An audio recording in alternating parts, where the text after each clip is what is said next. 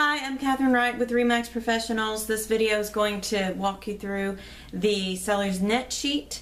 Be sure to check out my website or my YouTube page. My website is lawton-home.com. YouTube can be under Catherine Wright at RE/MAX Professionals. First line that you're going to notice after the offer price on a net sheet is going to be the county taxes. These are prorated until the day of closing. I usually will put in 12 months if we don't actually have an offer, just to give you a heads up of worst case scenario for taxes. You are responsible to pay taxes up to the day of closing, and so usually that's about 1% of the value of the house. And the next one is going to be broker's fees. That's going to be the commission. The commission is actually going to be divided into half goes to the buyer's realtor and the other half goes to the seller's realtor. That would be for me, and that's going to pay for the marketing that I do, as well as for negotiating and representing you and checking on the property and things like that. Usually I have that set around 6%. If it's a higher priced house, sometimes it will be 5%, which would be 2% on my side and 3% on the buyer's side. I really do not recommend lowering that because that lowers the incentive that the buyer's agent has to show your property. So it's really not a good idea. Under that you will see a RE/MAX fee. That fee will be for working with the RE/MAX brand and for maintaining the documents that we have to maintain for 7 years in the office. So that is what that covers.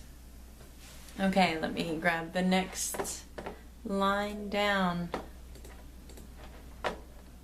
Okay, next down is going to be settlement or closing fee. That is dealing with the closing company. They order all the documents that we're needing for the closing process. The attorney fee, that's the attorney who's going to look over your title for the property and make sure that you actually own your home.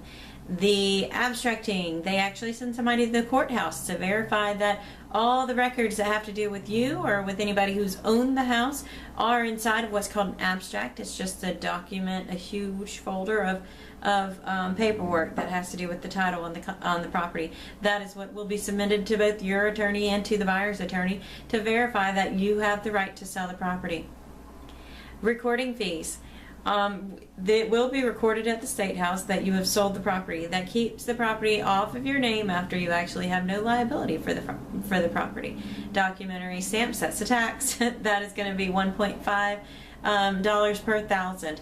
So if you have $100,000 home, it's going to be about $150.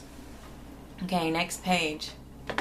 So that goes through the first page. Second page, you're going to see the FHA requirements or repairs TRR.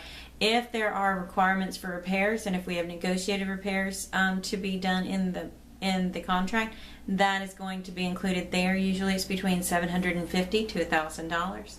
When we actually get the list of repairs is when we find out the actual number. If you can do some of the repairs yourself, then I recommend that. That would be great, as long as you are pretty confident and actually can do a good job on it, because you are saying to the buyer that you're going to have these done, so they need to be done well.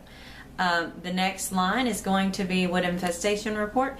That is being done on your behalf to show the buyer that you actually have no termites in that property, and that is a requirement. Then the next one you'll see is a home warranty. This is actually negotiable, but it's around $620, and that is going to be for giving a warranty to the buyer to say, yes, we'll pay for this warranty for 1 year so that you feel comfortable with your house, and that if anything unforeseen happens, you would have some coverage.